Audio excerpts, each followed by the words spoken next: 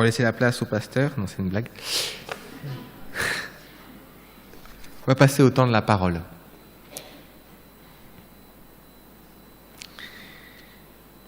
Je vous laisse deviner le texte d'aujourd'hui. Matthieu 4. Matthieu 4, donc on continue. Dimanche dernier, c'était le baptême de Jésus.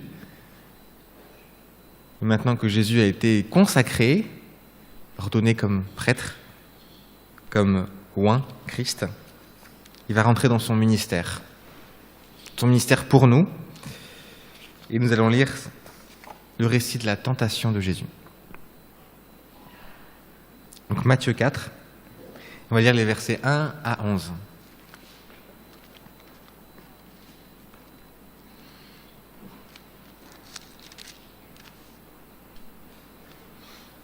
Je vois pas de jeunes là-bas, donc je ne sais pas si vous enregistrez la prédication. Octave, t'arrives à... Ouais, c'est bon, t'enregistres la prédication ou pas? Oui. Alors Jésus fut emmené par l'Esprit dans le désert pour y être tenté par le diable. Il jeûna 40 jours et 40 nuits, puis il eut faim. Le tentateur s'approcha de lui. « Si tu es le Fils de Dieu, mais ordonne que ces pierres deviennent des pains. » Jésus lui répondit, « Il est écrit, l'homme ne vivra pas de pain seulement, mais de toute parole qui sortira de la bouche de Dieu. » Alors le diable le transporta dans la ville sainte et le plaça tout en haut du temple. Il lui dit, « Si tu es le Fils de Dieu, mais jette-toi en bas, car il est écrit, il donnera des ordres à ses anges à ton sujet et ils te porteront sur les mains de peur que ton pied ne heurte contre une pierre. » Jésus lui dit, « Mais d'autre part, il est écrit, tu ne tenteras pas le Seigneur ton Dieu. » Le diable le transporta encore sur une montagne très très haute.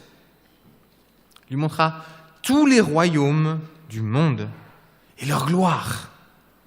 Il lui dit, « Je te donnerai tout cela si tu te prosternes et m'adores. »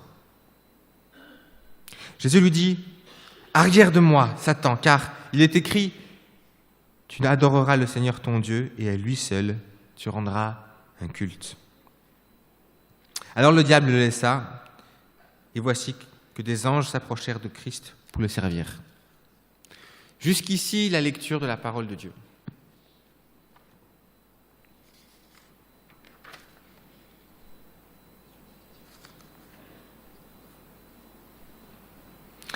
Donc la dernière fois que je m'adressais à vous, on a lu le récit du baptême de Jésus.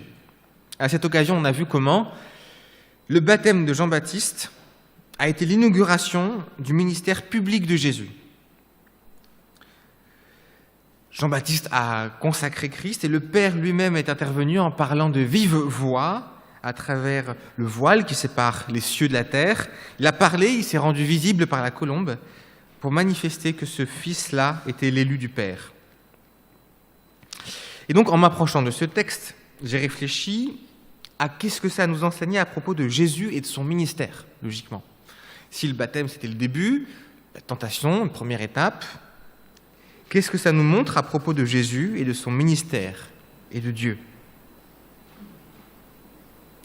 Et la première chose que je me suis demandé comme question, pourquoi 40 jours et 40 nuits?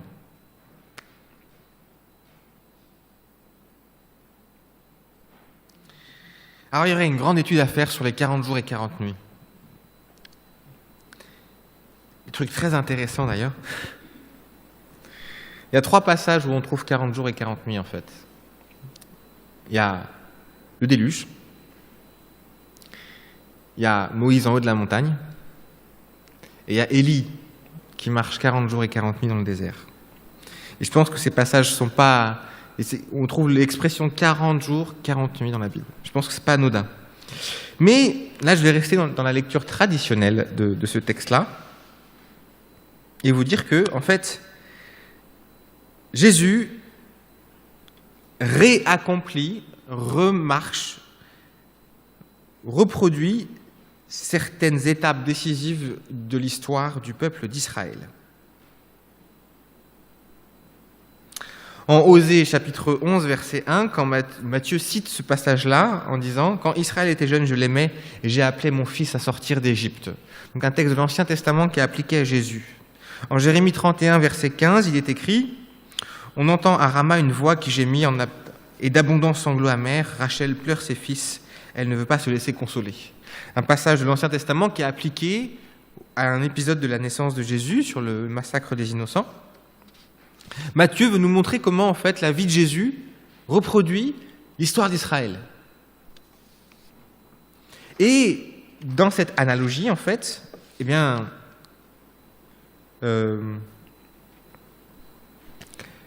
Jésus passe 40 jours et 40 nuits dans le désert pour reproduire les 40 ans d'errance dans le désert d'Israël.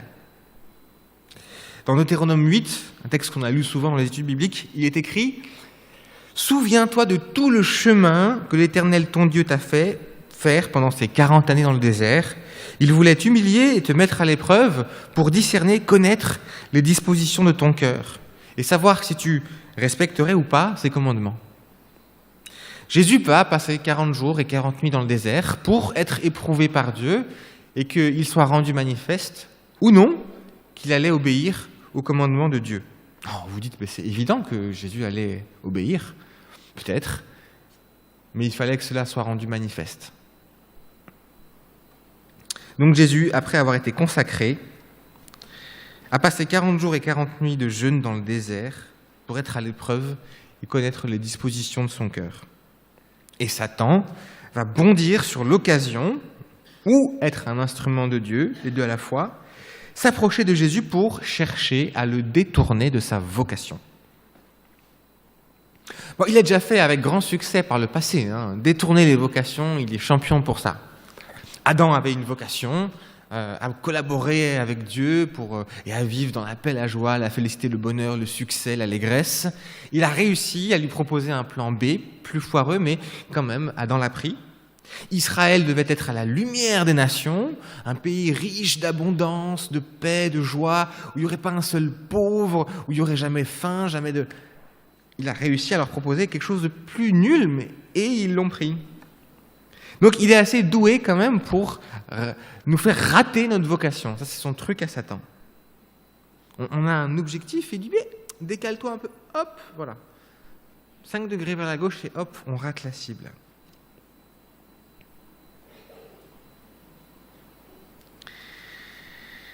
Là où Israël a complètement échoué pour être lumière des nations, il a cherché à ressembler aux autres nations environnantes. Oh, regarde, les autres nations, ils ont des rois, nous aussi on veut des rois. Oh, les autres nations, ils font de l'esclavagisme, nous aussi on veut faire de l'esclavagisme. Oh, les autres nations, ils ont des armées puissantes, nous aussi on veut des armées puissantes. Jusqu'à, les dieux des autres nations, ils sont vachement plus intéressants et sympas que les nôtres. Israël était une vigne choisie par Dieu pour être un plant excellent, faire un vin d'une qualité qui émerveille toute la terre. Elle est devenue une vigne amère. Et l'évangéliste Jean dit « Christ est la nouvelle vigne, le nouvel Israël de Christ qui va prendre le relais. » La première conclusion donc, c'est que Jésus va remporter une victoire sur la tentation. Et cette victoire, elle va être à notre crédit, à nous, tous qui sont en Jésus. Vous avez été baptisés, vous êtes disciples de Jésus. Recevoir le baptême, c'est recevoir le nom de Christ. Recevoir le nom de Christ, c'est être mis au bénéfice de tout ce que Christ a gagné. Donc si vous êtes baptisés, en Christ, vous avez résisté à la tentation. Ça, c'est fait. Alors, Satan ne manquera pas de venir vous confronter à vos péchés. Il prendra un malin plaisir, si vous me permettez, à vous accabler de culpabilité quant à votre indignité totale, à porter le nom de Jésus haut et fort. Regardez votre vie. Comment est-ce que vous pouvez vous appeler chrétien ? Franchement. Il est très doué pour ça. Mais, je vous le dis aujourd'hui, ces accusations, vous devez brandir votre baptême et dire « Moi j'ai failli, mais lui non. » Christ n'a pas failli.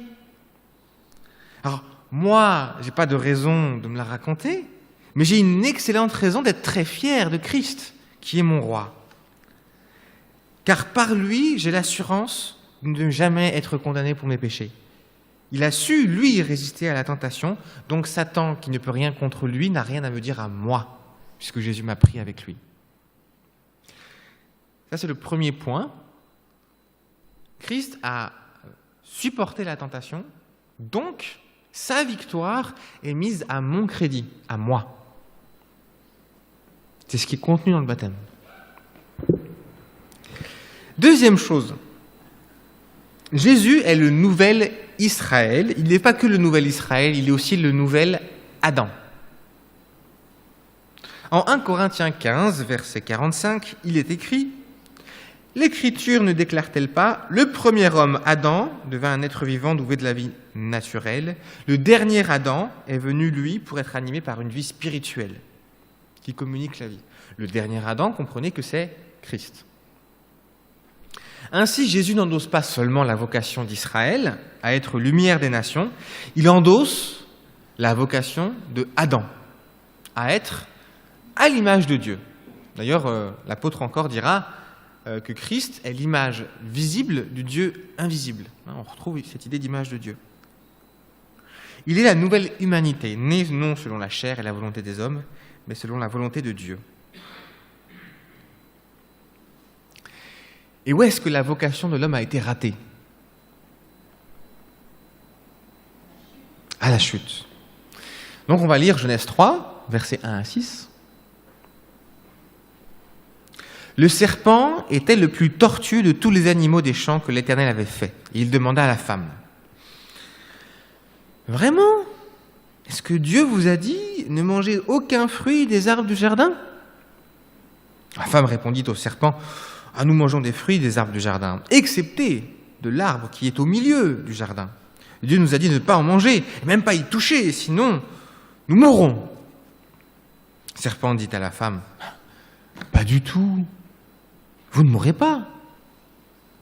Seulement, Dieu sait bien que le jour où vous en mangerez, vos yeux s'ouvriront et vous serez comme Dieu, choisissant vous-même ce qui est bien ou ce qui est mal. » Alors la femme vit que le fruit de l'arbre était bon à manger et agréable aux yeux, et qu'il était précieux pour ouvrir de l'intelligence. Et elle le prit donc de son fruit et en mangea, et en donna aussi à son mari qui était avec elle, et il en mangea. Dans ce récit, le diable a une approche redoutablement efficace et qu'il va reprendre avec Jésus. Il sème le doute sur trois questions. Il sème le doute sur trois questions. Qu'est-ce qui est vrai ? Qu'est-ce qui est vrai ?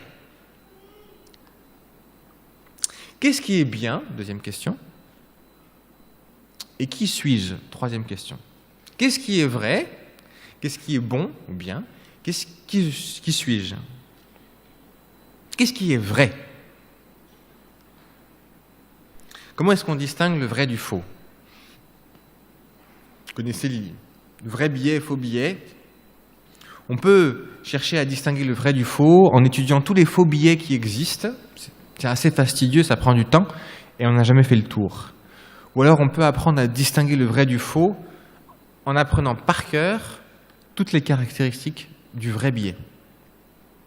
Et alors, dès qu'on est un faux, on trouve que c'est un faux parce qu'on connaît très bien le vrai. C'est plus simple. On dit qu'il nous faut un étalon, une mesure, une référence.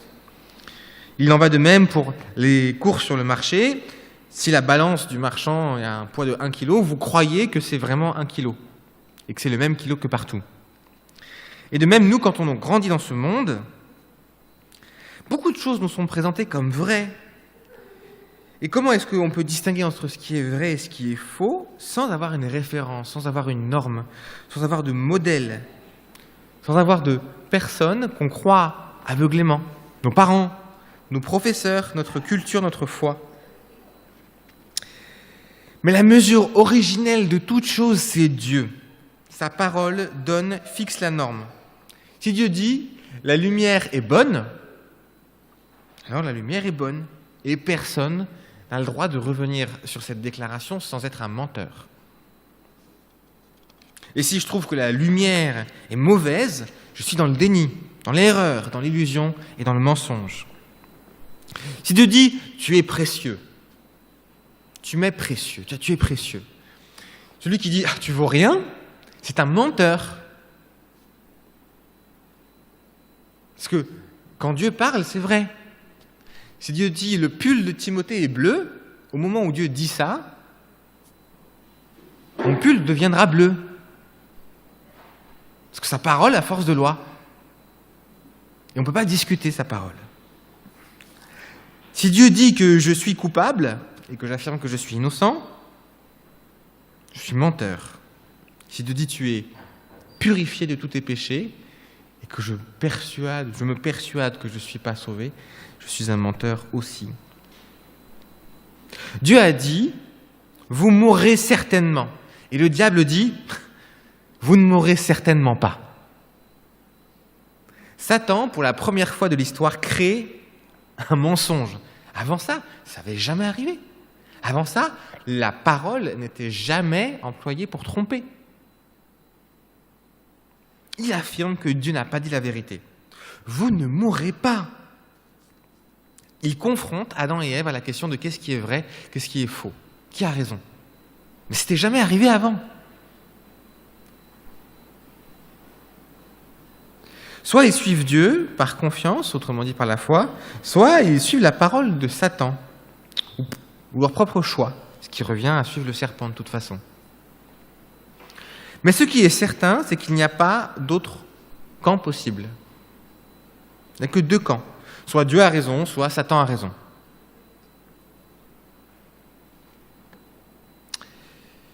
Premier doute. Deuxième doute.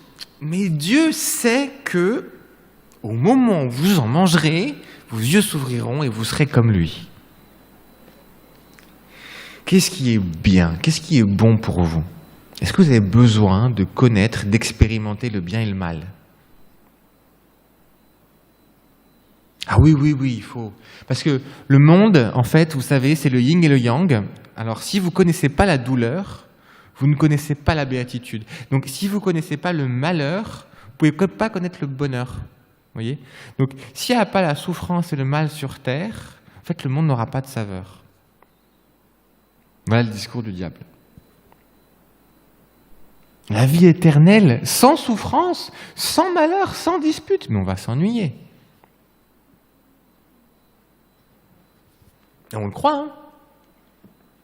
Ah ben il faut le chaud, le froid, il faut la lumière, les ténèbres, le masculin, le féminin, ben, le malheur et le bonheur. Ça fait partie de la vie, la mort fait partie de la vie, non?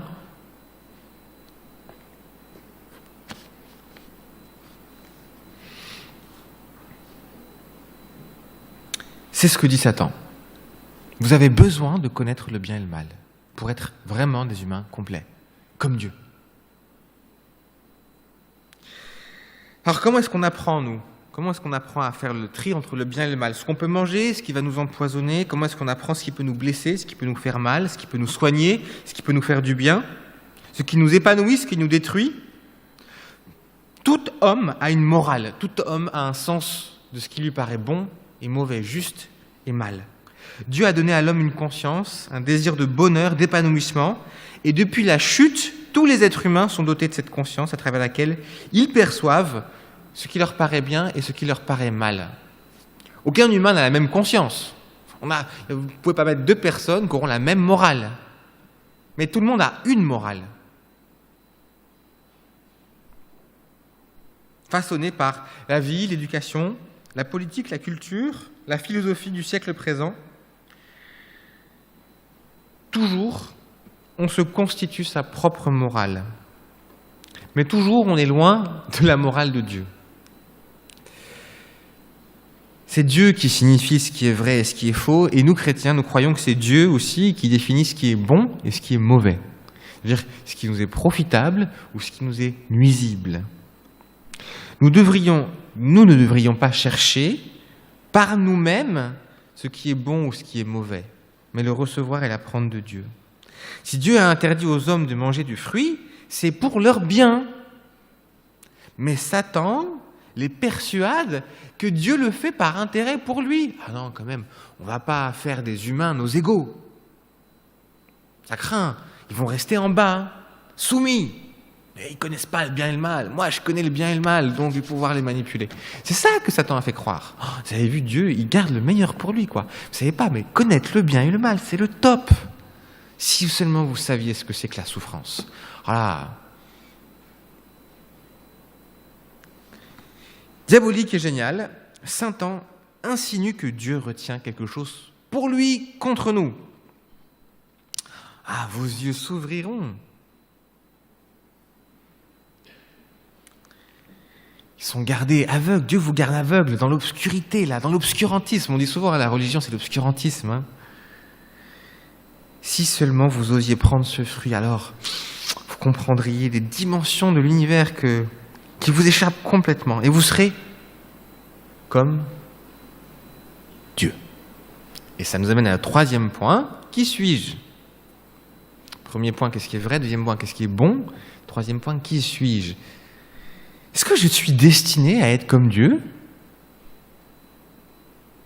Sommes-nous des animaux ou sommes-nous des dieux ?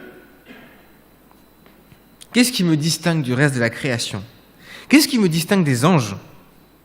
Qu'est-ce qu'un homme est censé faire pour être un homme, un humain ? Voilà les questions travaillées par les sages depuis des millénaires même. Alors admettons que je trouve dans la terre de mon jardin un objet enterré et je ne connais pas la fonction, je n'ai jamais vu cet objet-là, je ne sais pas à quoi ça sert. Alors je pourrais essayer de déduire de la forme de cet objet à quoi il sert, essayer de comprendre quel mécanisme il appartient ou quelle est sa fonction. Ou alors, il faudrait que je trouve son inventeur, son créateur, et je lui dise « Pourquoi tu as fait cet objet ?» Ah, il m'explique en fait, c'est une pièce qui sert à une machine de... Ah, d'accord, j'ai compris. Du coup, je comprends la fonction de l'objet si je sais qui a fait l'objet. Et quel est le but de l'homme ? Pourquoi ça a été fait un homme ? Ça sert à quoi un homme ? Pourquoi Dieu a créé l'humain ? On peut essayer de déduire ça en observant l'humain. L'humain, il peut faire ci et ça. Ou alors on peut demander à celui qui a fait l'humain. Pourquoi tu as fait l'humain ?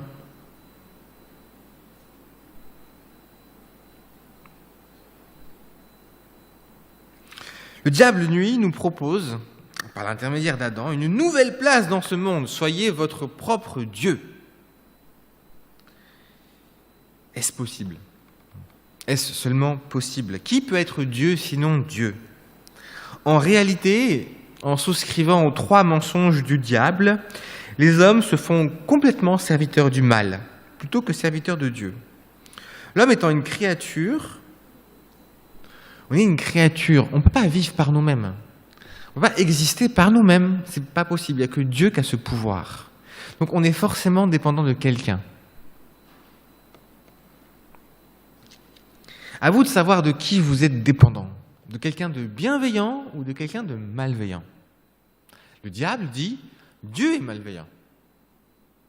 Dieu dit, le diable est malveillant.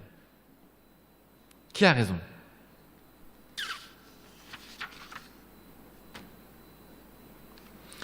Qu'est-ce qui est vrai ? Qu'est-ce qui est bon ? Et qui suis-je ? Donc le diable est génial et en même temps il n'est pas très original. Donc il va tenter de détourner Jésus, même approche. Qu'est-ce qui est vrai ? Qu'est-ce qui est vrai ? Jésus a faim.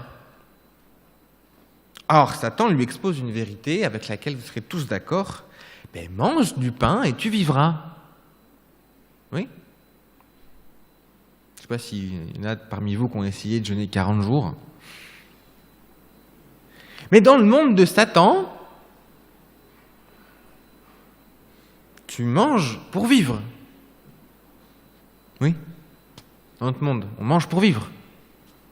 Dans le monde de Satan, tu nais, tu travailles pour manger et vivre, et après, tu meurs. Donc, Satan arrive vers Jésus, mange pour vivre. Mais Christ n'est pas soumis au royaume de Satan. Christ, il est lui-même le royaume de Dieu. Là, il pose le pied, tac, il y a le royaume de Dieu qui est là. Il arrive, il y a la mort qui est là, lui, il n'y a plus la mort. Il y a la maladie, il n'y a plus... Il est le royaume de Dieu. Il n'est pas soumis au royaume de Satan. Et donc, Satan lui dit, bah oui, tu es soumis à mon royaume, donc tu manges pour vivre. Jésus dit, non, hein. Moi, je ne mange pas pour vivre. Moi, je ne vis pas de la nourriture. Moi, je vis de tout ce que Dieu dit. Et si Dieu dit, tu vis, ben je vis. Ce qui est vrai pour Jésus n'est pas la vérité de Satan. Qu'est-ce qui est vrai? Manger pour vivre ou vivre pour manger? J'avais un prof à la fac d'Aix qui disait « Dans le royaume de Dieu, nous vivrons pour manger. Parce qu'on n'aura pas besoin de manger pour vivre. » Au festin de l'agneau, hein, d'accord, vous le visualisez comme vous voulez, mais vous ne mangerez pas par faim, mais par plaisir. C'est bizarre, hein? Ah non, on a besoin de... Bon. On peut, c'est possible, dans le royaume de Dieu, puisqu'on sera immortel, donc on n'aura pas besoin de manger pour vivre.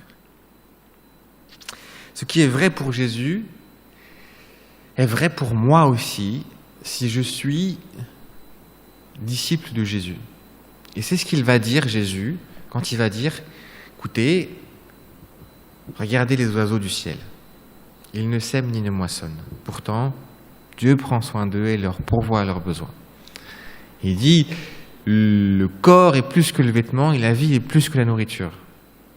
Ah non, on dit quand même, t'es dur, Seigneur. Mais c'est vrai, dans le sens où, même si vous n'avez rien à manger et que vous mourrez physiquement, votre vie n'est pas finie. Vous ressuscitez et vous continuez. Donc dans le royaume de Dieu, la vie n'est pas la nourriture. Dans le royaume de Satan, la vie est la nourriture. Et il menace tout le monde avec ça. Si tu le laisses faire, il va te piquer ton job. Toi, tu vas te retrouver au chômage et ensuite, tu iras pointer et tu n'auras rien à ramener à manger chez toi et vous allez mourir. Ah, il a raison. Ok, donc je vais lui faire un coup tordu et je vais le dépasser pour garder le job et le faire se virer lui parce que c'est lui ou moi. Et que si je ne mange pas moi, c'est lui qui va manger. Et de toute façon, il n'y a pas d'autre solution. Voilà dans quel monde il nous met. Mais Jésus nous invite à penser autrement. Ça, c'est pour ce qui est vrai. Et ensuite, le diable approche Jésus une nouvelle fois et lui dit « Mais qu'est-ce qui est bon pour toi ?» Il lui propose une expérience épanouissante.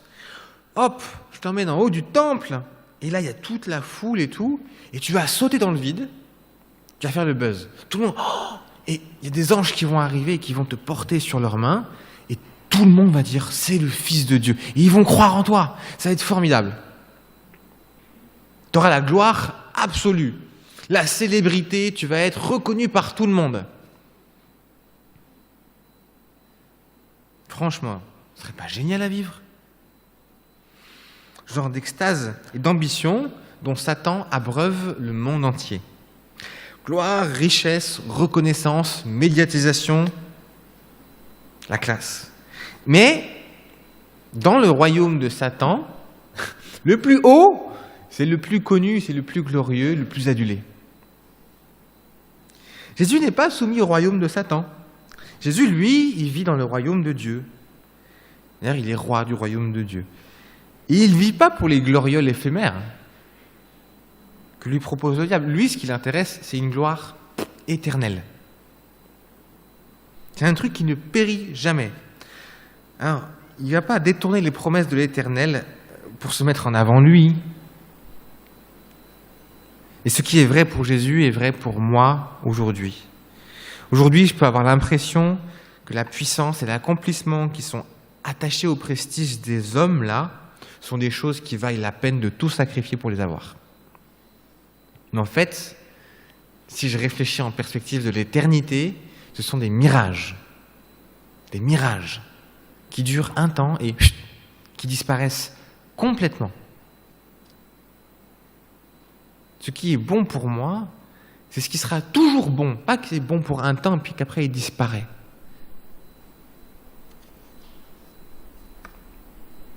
troisième question, qu'est-ce que l'homme? À quoi ça sert un homme?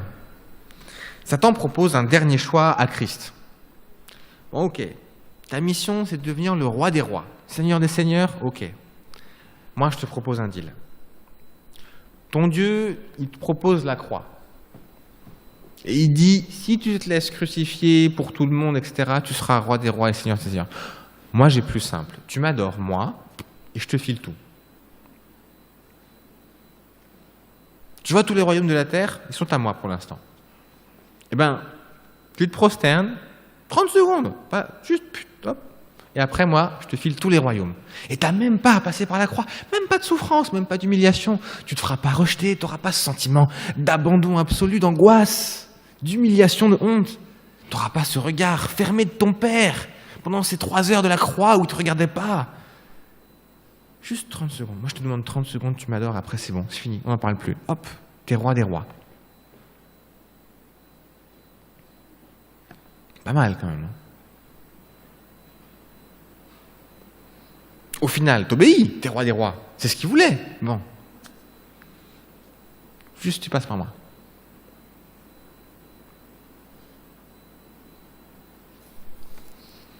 Et Satan propose la même chose qu'à Adam et Ève. Vous pouvez régner sans Dieu.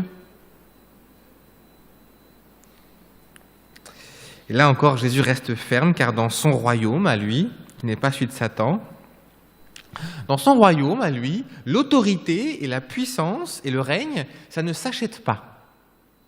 Ça ne se négocie pas. Dans son royaume à lui, qui n'est pas celui de Satan, le chef, c'est celui qui sert les autres. Le chef dans le royaume de Satan, on le voit bien, c'est celui qui fait de ses sujets des esclaves en dette de lui. Tout roi qu'il est, Jésus veut servir son peuple et ne va pas renoncer à passer par la croix pour recevoir toute l'autorité et tout le pouvoir. Parce que dans la tête de Jésus, comment est-ce que je peux être un vrai roi si je ne suis pas serviteur? Comment est-ce que je peux avoir toute l'autorité si je ne me sacrifie pas pour tous? Je serai chef de qui? Alors que pour Satan, non, tu n'as pas besoin de te sacrifier pour eux, juste pour moi. Après, moi, je les soumets tous à toi. Et ce qui est vrai pour Jésus est vrai pour moi aujourd'hui encore. Nous avons l'illusion que le vrai pouvoir, c'est être obéi, plutôt que de servir. Alors que celui qui va vaincre, comme Christ a vaincu, au vainqueur, je lui donnerai de s'asseoir sur mon trône, comme moi j'ai vaincu, et je me suis assis sur le trône de mon Père. Le vainqueur, il va s'asseoir sur le trône de Jésus. On va régner. C'est incroyable. Mais le chemin pour atteindre ce trône de gloire éternelle et impérissable, c'est le service. C'est pas la triche. Ce qui nous amène donc à une deuxième conclusion. Jésus est le premier-né d'un grand nombre de frères, nous dit la Bible. Il est le premier d'une nouvelle humanité. Et tous ceux qui sont baptisés en lui ont reçu son onction, qui naissent comme des hommes et des femmes nouveaux, destinés à vivre dans le règne de Dieu. Et aussi vrai que Jésus a repris la vocation d'Adam et Ève, sans échouer, en restant fidèle à Dieu, nous aussi, vous aussi, à cause de lui, vous allez établir le règne de Dieu. Pas parce que vous y arrivez bien chaque jour à repousser Satan, non, c'est pas ça. Parce que lui, il a réussi, vous allez le faire. Ça ne dépend pas de vous, ça dépend de lui.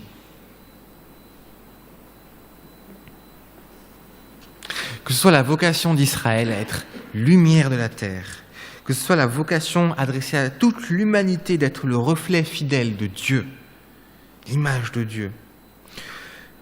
Je peux pleinement dépendre de Dieu pour mon salut et me réjouir parce que mon futur, il est garanti parce que Jésus a réussi à demeurer fidèle dans la tentation et dans l'épreuve. Le baptême d'eau n'est qu'un signe de la foi des parents ou de la foi du croyant que Dieu va régner un jour par Christ et que moi, qui suis baptisé, je participerai à ce royaume par la foi. Tous ceux qui ne sont pas baptisés aujourd'hui, ou qui n'ont pas baptisé leurs enfants, quelle est votre espérance ici-bas? Que vous faut-il de plus que Christ puisse faire pour que vous soyez certain de l'avenir où vous allez aller? Quelle garantie supérieure Dieu peut-il vous donner? Partout où nous avons raté, foiré, il a repris le coup. Partout. Il a tout réparé. Lui, il est venu en personne pour tout réussir.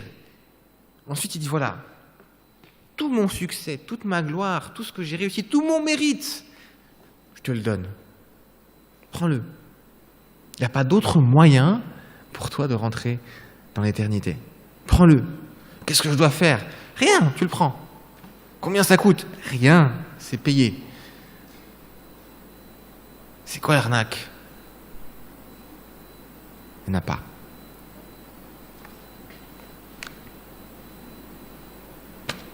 Regardez maintenant. Toutes les lois de Dieu, si parfaites, si exigeantes, si idéales, si impossibles à atteindre. Et réjouissez-vous, car Christ les a toutes accomplies pour vous. Et pour que nous ne soyons jamais jugés inaptes, incapables, trop faibles, trop pourris pour Dieu. Regardez, toute la loi de Dieu si parfaite, si exigeante, si idéale, si impossible à atteindre. Et réjouissez-vous parce que c'est votre futur. Soyez saints comme je suis saint, vous le serez. Soyez miséricordieux comme je suis miséricordieux, vous le serez. Soyez parfaits comme votre Père Céleste est parfait, vous le serez. Toute la maturité qui s'exprime du fruit de l'esprit, la douceur, la paix, la tempérance, la bienveillance, la joie. Je ne connais pas tous les noms. Toute cette maturité-là, c'est votre futur. Vous allez être comme ça. C'est sûr. Et dès maintenant, dès à présent, vous êtes invités à refléter ça dans votre vie. Non pas par peur de ne pas rentrer, mais par joie d'être certain d'y parvenir. Christ est votre médiateur, il est votre représentant légal devant Dieu. En tant qu'humain, en tant que prêtre, en tant que fils. Il y a 3 niveaux de relation à Dieu. Vous êtes une créature de Dieu. Vous êtes un membre du peuple de Dieu.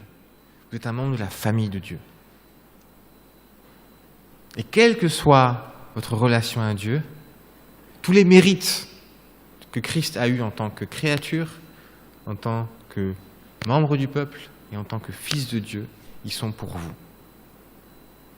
Garantis. Dès lors que Christ paraîtra dans toute sa gloire, vous paraîtrez aussi dans toute la gloire de Christ. Amen.